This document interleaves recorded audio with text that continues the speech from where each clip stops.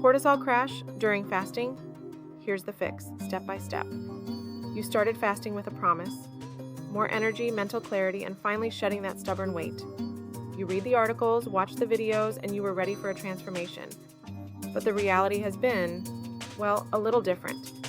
Instead of boundless energy, you're hitting a 2 p.m. wall that feels less like a slump and more like a total system shutdown.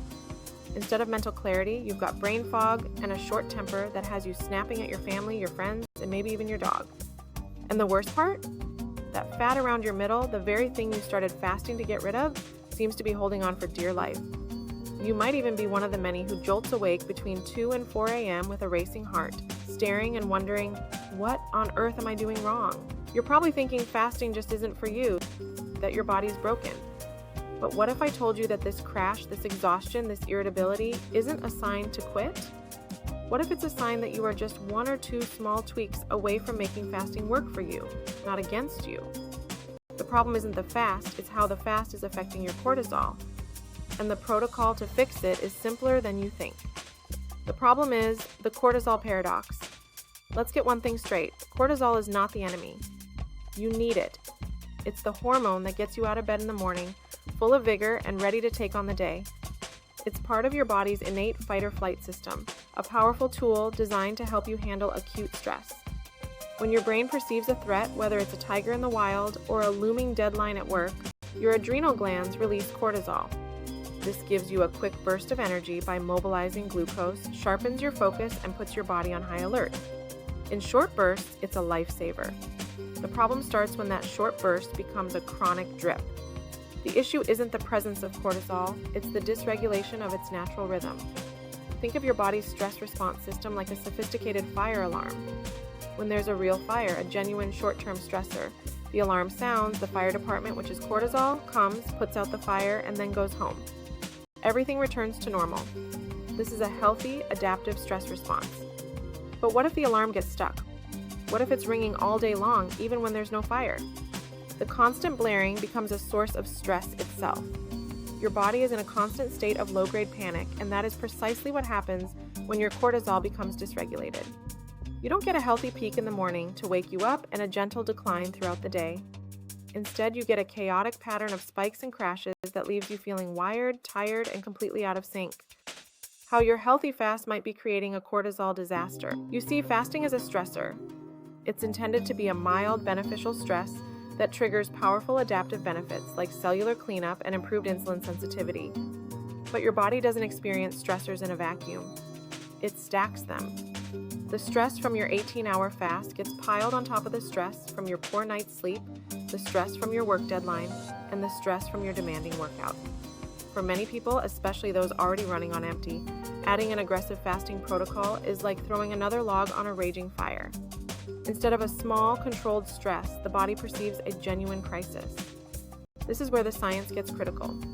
Some human studies show that more extreme fasting protocols, like multi-day fasts, can elevate cortisol levels and may alter the natural 24-hour pattern of its release. This chronic state of high alert, driven by dysregulated cortisol, is directly linked to the exact symptoms you might be experiencing. Let's talk about that stubborn belly fat. Chronically elevated cortisol is associated with increased visceral fat, the dangerous fat that wraps around your organs.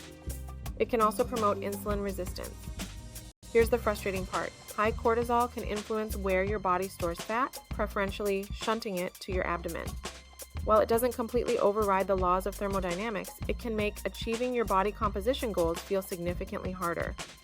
And what about that dreaded 2 to 4 a.m. wake-up call? While it can have many causes, one plausible hypothesis is a mistimed cortisol surge. Your cortisol is supposed to be at its lowest point during the first half of the night to allow for deep restorative sleep. But if your system is dysregulated, you can get a premature spike that yanks you out of sleep and into a state of alert anxiety. Does this all sound a bit too familiar? If you're nodding your head, I have good news. This is not a sign that your body is broken or that fasting is inherently bad for you. It is a sign that your protocol might be wrong for your current biology and stress level.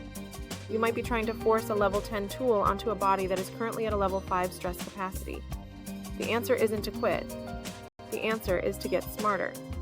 The solution is to stop fighting your biology and start aligning with it.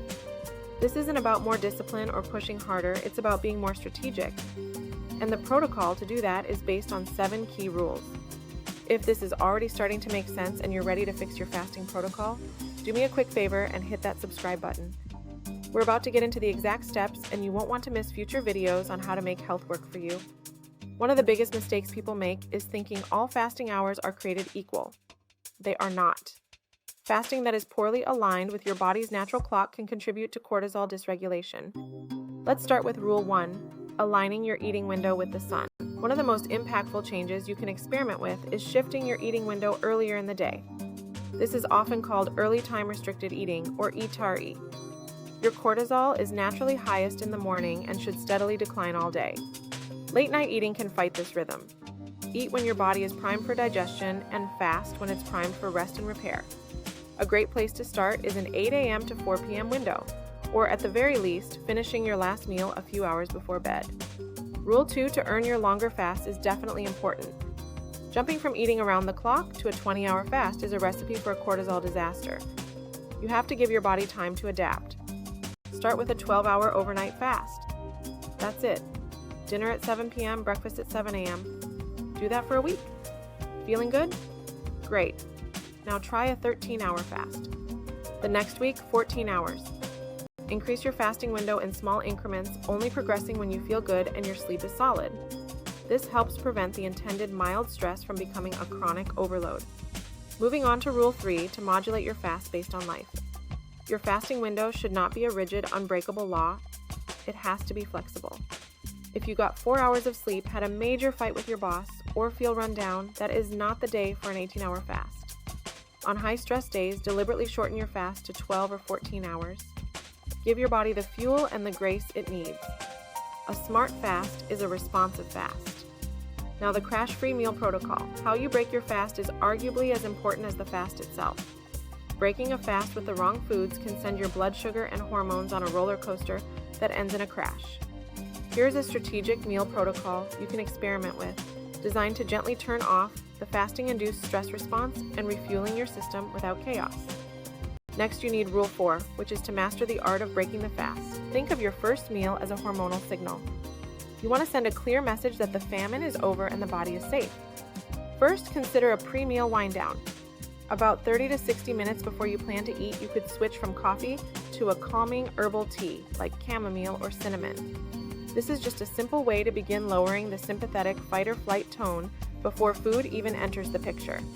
Next, a first meal formula to experiment with.